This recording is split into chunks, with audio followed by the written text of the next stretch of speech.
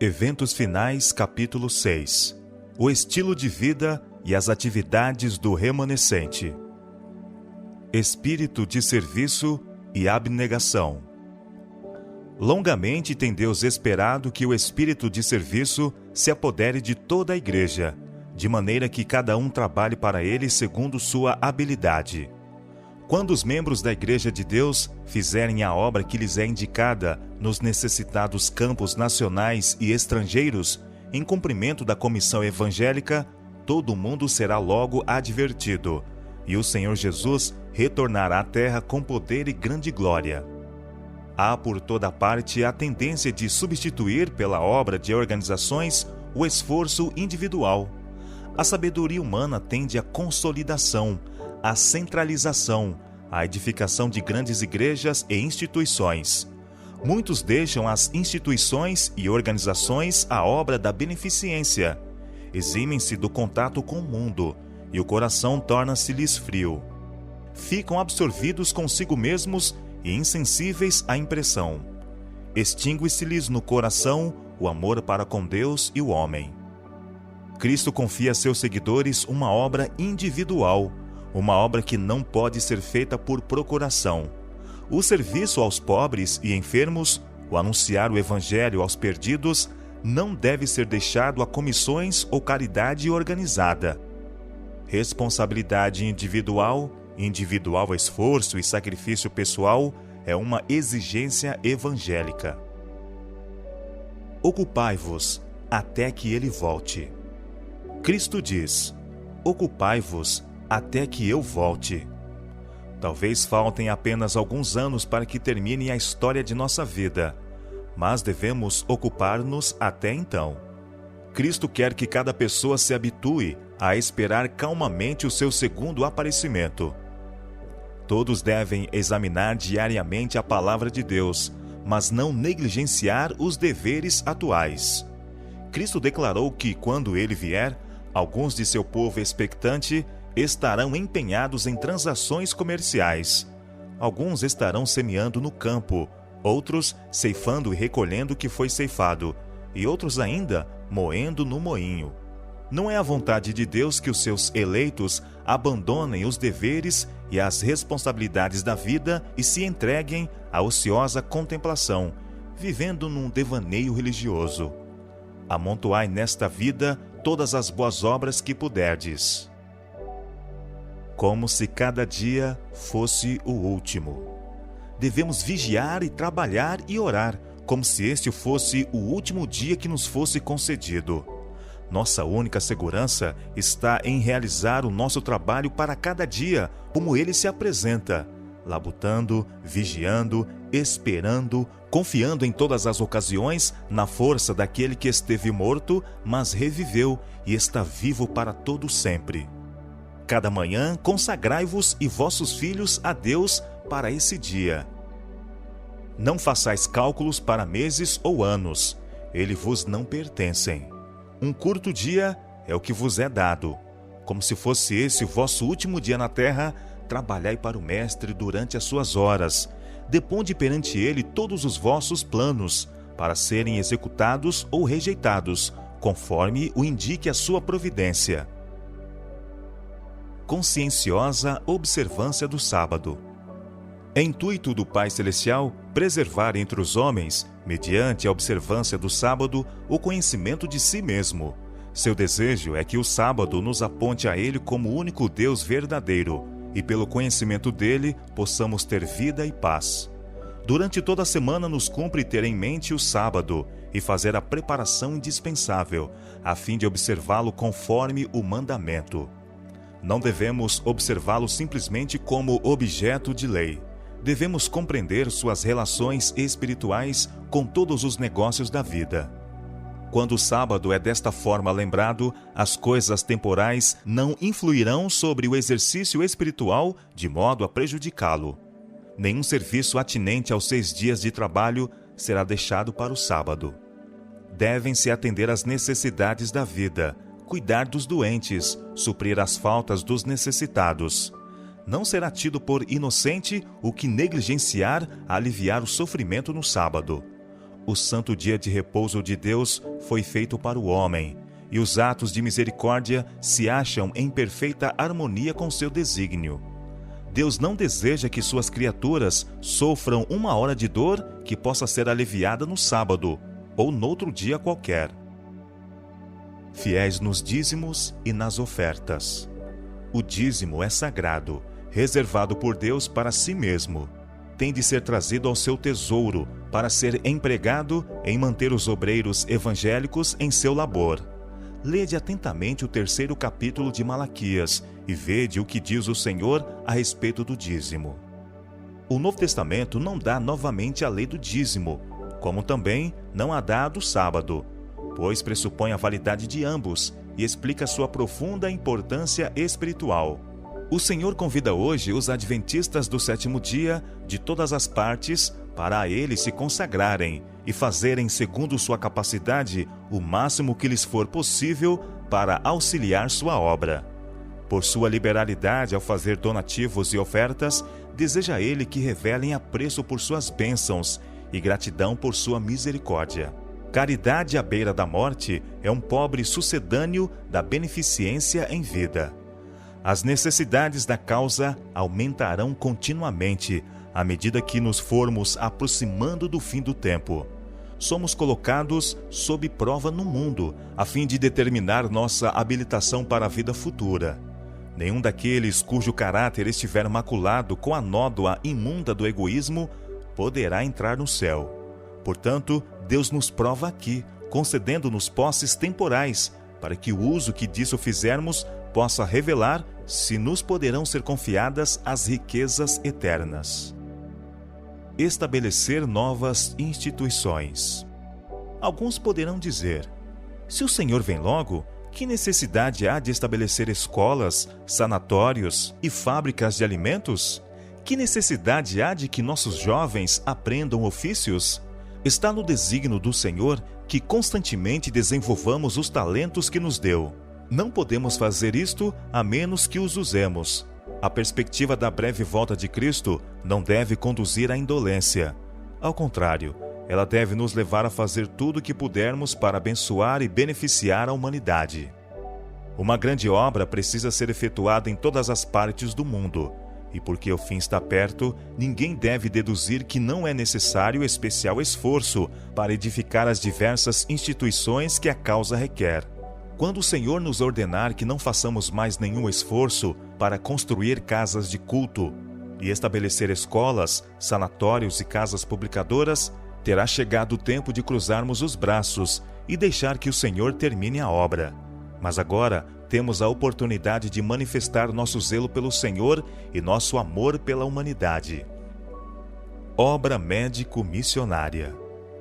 À medida que a agressão religiosa destruir as liberdades de nossa nação, os que quiserem permanecer ao lado da liberdade de consciência serão colocados em situações desfavoráveis. Em seu próprio interesse, devem eles, enquanto têm oportunidade, tornar-se entendidos com respeito às doenças, suas causas, maneiras de evitá-las e a cura.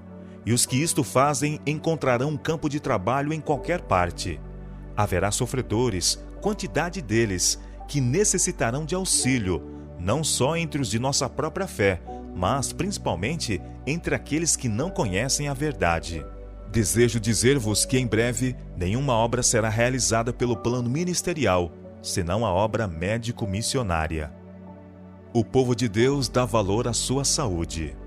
Foi-me mostrado que a reforma de saúde é uma parte da mensagem do terceiro anjo e está tão intimamente ligada a ela como o braço e a mão ao corpo humano.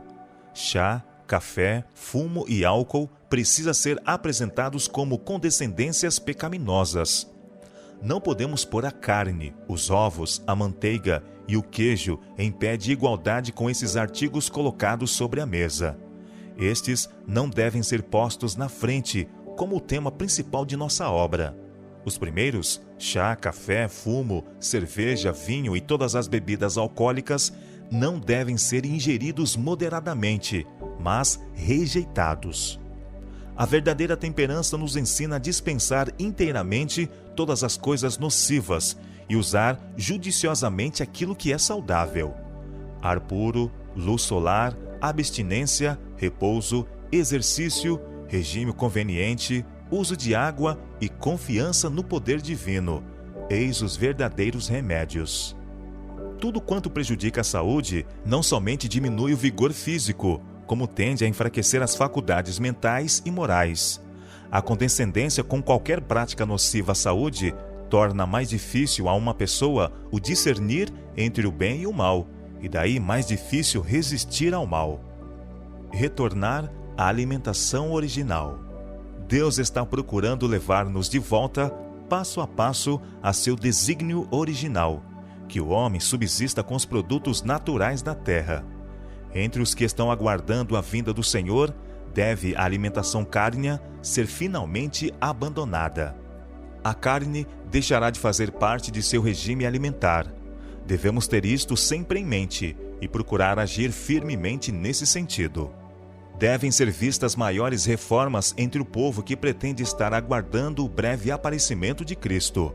A reforma de saúde deve realizar uma obra entre o nosso povo que ela ainda não realizou.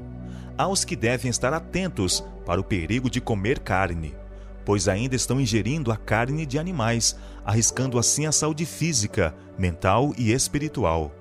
Muitos que agora estão apenas meio convertidos no tocante à questão de comer carne, se afastarão do povo de Deus para não mais andar com eles. Tempo de jejum e oração. Agora e daqui por diante até o tempo do fim, deve o povo de Deus ser mais fervoroso, mais desperto, não confiando em sua própria sabedoria, mas na sabedoria de seu líder. Devem pôr de parte dias de jejum e oração. Pode não ser requerida a completa abstinência de alimento, mas devem comer moderadamente, do alimento mais simples. O verdadeiro jejum, que deve ser recomendado a todos, é a abstinência de qualquer espécie estimulante de alimento e o uso apropriado de alimento saudável e simples, que Deus proveu em abundância. Os homens precisam pensar menos no que comer e beber em matéria de alimento temporal, e muito mais em relação ao alimento do céu, que dará tono e vitalidade a toda a experiência religiosa. O fermento da piedade não perdeu inteiramente seu poder. Na ocasião em que maiores são o perigo e a crise da igreja, a pequena hoste que permanece na luz estará suspirando e clamando por causa das abominações cometidas na terra. Mais especialmente, porém, suas orações subirão em favor da igreja, porque seus membros estão agindo segundo a maneira do mundo. Inteira confiança em Deus. Por causa de obreiros não consagrados, as coisas por vezes irão mal. Podereis chorar os resultados do mau procedimento de outros, mas não vos acabrunheis. A obra está sob a supervisão do bendito Mestre.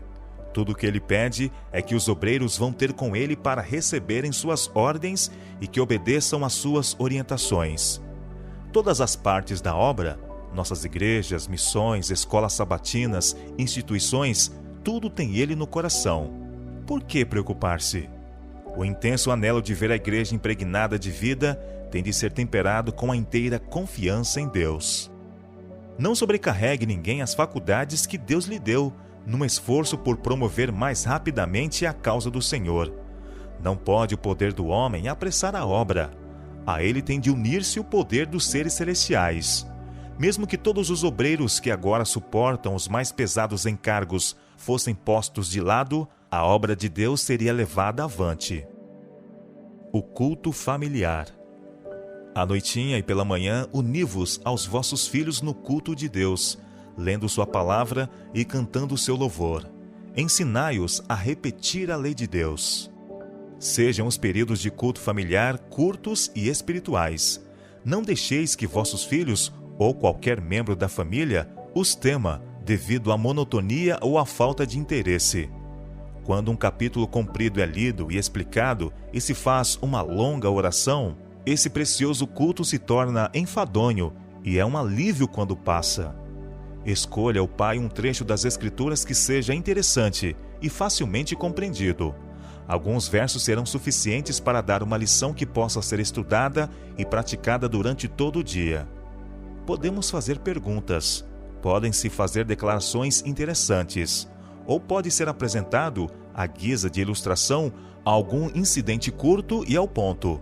Podem ser cantadas pelo menos algumas estrofes de cânticos animados, e a oração feita deve ser curta e ao ponto. O que dirige a oração não deve orar a respeito de todas as coisas, antes deve exprimir suas necessidades com palavras simples e louvar a Deus com ações de graças. Ter cuidado com a associação com o mundo. Enquanto esta mensagem estiver soando, enquanto a proclamação da verdade estiver realizando sua obra de separação, nós, como fiéis sentinelas de Deus, devemos discernir qual é nossa verdadeira posição. Não devemos coligar-nos a pessoas mundanas, para não ficar imbuídos de seu espírito, para que o nosso discernimento espiritual não se torne confuso e encaremos os que têm a verdade e levam a mensagem do Senhor do ponto de vista das pretensas igrejas cristãs. Ao mesmo tempo, porém, não devemos ser como os fariseus e manter-nos afastados delas. Os que estão aguardando e esperando o aparecimento de Cristo nas nuvens do céu não se misturarão com o mundo em sociedades e reuniões de divertimento, meramente para seu próprio deleite.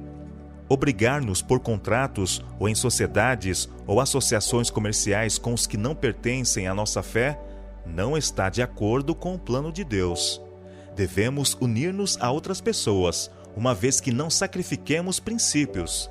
Isso não quer dizer que nos unamos às suas lojas e sociedades, mas que os deixemos saber que temos sincera simpatia com a questão da temperança. Recreação aprovada por Deus. É privilégio e dever dos cristãos procurar refrigerar o espírito e revigorar o corpo mediante inocente recreação, com o intuito de empregar as energias físicas e mentais para a glória de Deus. Os cristãos têm ao seu dispor muitas fontes de felicidade e podem dizer com infalível certeza quais são os prazeres lícitos e corretos. Podem gozar de recreações que não dissipem a mente ou aviltem a alma. Não iludam nem deixem após si triste influência que destrua o respeito próprio ou impeça o caminho da utilidade. Caso possam levar consigo a Jesus e manter-se em espírito de oração, estão perfeitamente salvaguardados. As nossas reuniões devem ser dirigidas de tal maneira e nossa conduta aí deve ser tal que, ao voltarmos para casa, possamos ter uma consciência livre de ofensa para com Deus e o homem. A consciência de não havermos ferido ou, de algum modo, causado algum dano àqueles com quem estivemos em contato ou exercido sobre eles qualquer nociva influência. Toda diversão em que vos puder desempenhar, pedindo sobre ela, com fé, a bênção de Deus, não será perigosa. Mas todo divertimento que vos torna inaptos para a oração particular, para a devoção no altar da oração ou para tomar parte nas reuniões de oração, não é seguro, mas perigoso. Música que eleva. Assim como os filhos de Israel, jornadeando pelo deserto, suavizavam pela música de cânticos sagrados a sua viagem, Deus ordena a seus filhos hoje que alegrem a sua vida peregrina. Poucos meios há mais eficientes para fixar suas palavras na memória do que repeti-las em cânticos. E tal cântico tem maravilhoso poder. Tem poder para subjugar as naturezas rudes e incultas, poder para suscitar pensamentos e despertar simpatia, para promover a harmonia de ação e banir a tristeza e os maus pressentimentos, os quais destroem o ânimo e debilitam o esforço. A música faz parte do culto de Deus nas cortes celestiais e devemos esforçar-nos em nossos cânticos de louvor por nos aproximar tanto quanto possível da harmonia dos coros celestes. O cântico, como parte do culto religioso, é um ato de adoração, tanto como a prece. O emprego de instrumentos de música não é absolutamente objetável. Eles eram usados nos serviços religiosos dos antigos tempos. Os adoradores louvavam a Deus com a harpa e o símbolo, e a música deve ter seu lugar em nossos cultos. Televisão e teatro. Entre as casas de diversões, a mais perigosa é o teatro. Em lugar de ser uma escola de moralidade e virtude, como costuma ser chamada, é ela justamente o viveiro da imoralidade. Os hábitos viciosos e as tendências pecaminosas são fortalecidas e confirmadas por esses entretenimentos. As cantigas baixas, os gestos, expressões e atitudes indecentes corrompem a imaginação e aviltam a moral. Todo jovem que assiste habitualmente a tais exibições será corrompido em princípio. Não existe em nosso país influência mais poderosa para corromper a imaginação, destruir as impressões religiosas e enfraquecer o gosto pelos prazeres tranquilos e as sóbrias realidades da vida do que as diversões teatrais. O gosto por essas cenas aumenta em cada transigência, assim como o desejo para com as bebidas intoxicantes se fortalece com seu uso. A bênção de Deus não será invocada sobre a hora passada no teatro ou na dança. Cristão algum desejaria encontrar a morte em tal lugar. Nenhum quereria ser encontrado aí, quando Cristo viesse. Os únicos entretenimentos seguros são aqueles que não afugentam os pensamentos sérios e religiosos. Os únicos lugares seguros de ajuntamento são aqueles a que podemos levar conosco a Jesus. Vestuário e adornos. Não há necessidade de fazer do assunto do vestuário o ponto principal de vossa religião. Algo mais valioso há de que falar. Falai de Cristo, e quando o coração estiver convertido, tudo que não está em harmonia com a palavra de Deus cairá. Se somos cristãos, seguiremos a Cristo, ainda mesmo que o caminho em que tenhamos de andar contrarie as nossas inclinações naturais. Não há necessidade de vos dizer que não deveis usar isto ou aquilo, pois se o amor dessas coisas vãs estiver em vosso coração, pôr de parte os vossos adornos apenas se assemelhará ao cortar a folhagem de uma árvore. As inclinações do coração natural de novo surgiriam. Deveis ter consciência própria. Rogo ao nosso povo que ande cuidadosa e circunspectamente diante de Deus. Segue os costumes no vestir até onde eles se conformem com os princípios da saúde. Vistam-se as nossas irmãs com simplicidade, como muitas fazem, tendo as vestes de material bom e durável, apropriado para esta época, e não permitam que a questão do vestuário lhes encha a mente. Nossas irmãs devem vestir-se com simplicidade, devem trajar-se com roupas modestas, com modéstia e sobriedade. Dai ao mundo uma ilustração viva do adorno interior da graça de Deus. A aparência exterior é um indicador do coração.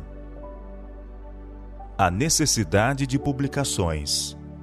Devem ser editadas publicações, escritas nas línguas mais claras e simples, explicando os assuntos de vital interesse e tornando conhecidas as coisas que sobrevirão ao mundo. A primeira e a segunda mensagens foram transmitidas em 1843 e 1844. Estamos agora sob a proclamação da terceira mensagem, mas todas as três mensagens ainda devem ser proclamadas. Devemos transmitir estas mensagens ao mundo em publicações, em palestras, mostrando na sequência da história profética o que passou e o que está para vir. A verdade deve ser dita sem rebuços, em folhas soltas e brochuras, e estas espalhadas como folhas de outono.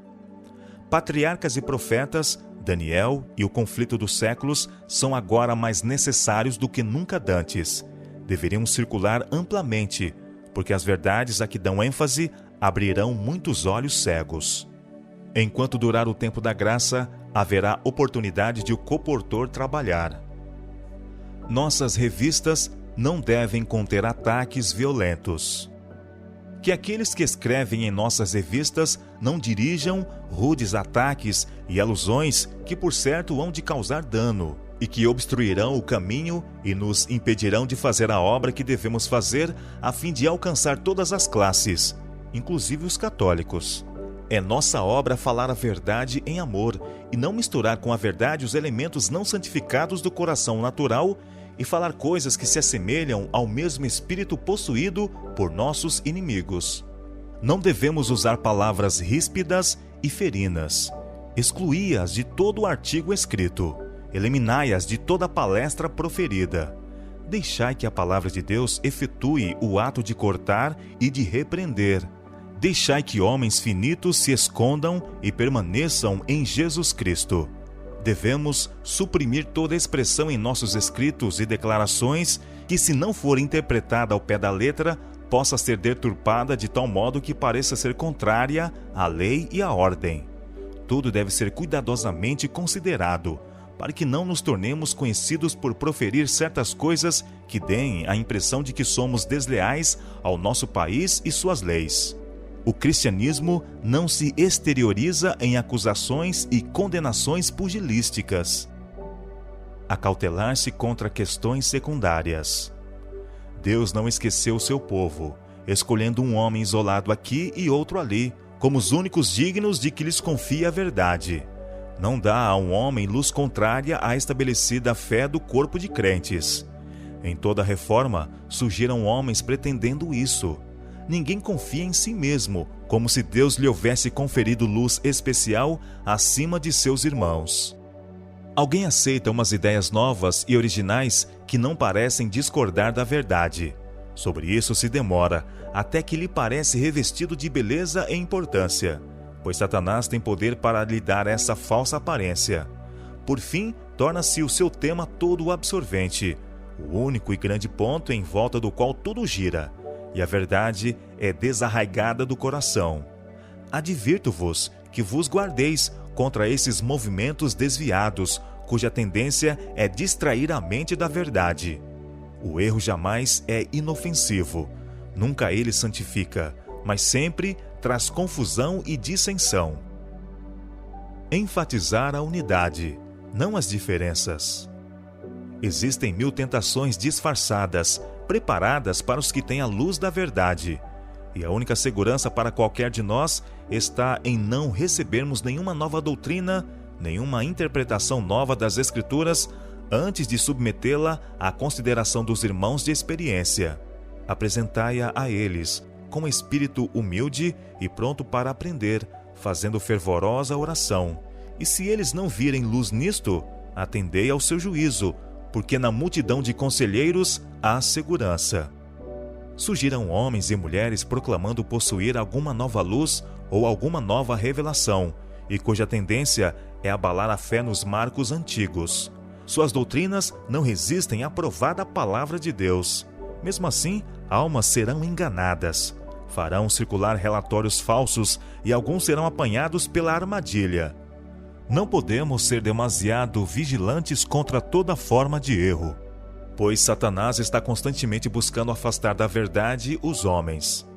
Devemos tornar evidente que é essencial ser unidos, não para requerer que os outros concordem com as nossas ideias, mas porque, se todos buscarem a mansidão e humildade de Cristo, terão o mesmo sentimento que Ele. Então, haverá unidade de espírito. Insto com os que professam crer na verdade, que andem em união com os irmãos. Não procureis dar ao mundo ocasião de dizer que somos extremistas, que somos desunidos, que um ensina uma coisa e outro outra. Evitai a dissensão. Como enfrentar os críticos? Aqueles que se têm apartado da fé virão às nossas congregações para distrair nossa atenção da obra que Deus deseja que se faça. Não vos podeis permitir desviar os ouvidos da verdade para as fábulas. Não vos detenhais para procurar converter aquele que está proferindo palavras de reprovação contra a vossa obra, mas deixai que se patenteie que sois inspirados pelo Espírito de Jesus Cristo, e os anjos de Deus vos porão nos lábios palavras que toquem o coração de vossos oponentes. Se esses homens persistirem em sua atitude, aqueles na congregação que são dotados de um espírito sensato compreenderão que vossa norma é a mais elevada. Falai de modo a mostrar que Jesus Cristo está falando por vosso intermédio. Exaltar a palavra de Deus. Se trabalharmos para criar excitação do sentimento, teremos tudo quanto queremos e mais do que possivelmente podemos saber como manejar. Calma e claramente prega a palavra. Importa não considerar nossa obra criar excitação. Unicamente o Espírito de Deus pode criar um entusiasmo são. Deixar que Deus opere e ande um instrumento humano silenciosamente diante dele, vigiando, esperando, orando, olhando a Jesus a todo momento, conduzido e controlado pelo precioso Espírito que é luz e vida. Precisamos ir ao povo com a sólida palavra de Deus, e quando eles receberem essa palavra, o Espírito Santo poderá vir, mas ele vem sempre, como declarei antes, por uma maneira que se recomenda ao discernimento das pessoas. Em nosso falar e em todos os nossos cultos espirituais, devemos revelar a calma e a dignidade e o piedoso temor que atua em todo verdadeiro Filho de Deus. É por meio da palavra, não de sentimentos ou de excitação, que precisamos influenciar as pessoas a obedecer à verdade. Podemos permanecer em segurança sobre a plataforma da palavra de Deus.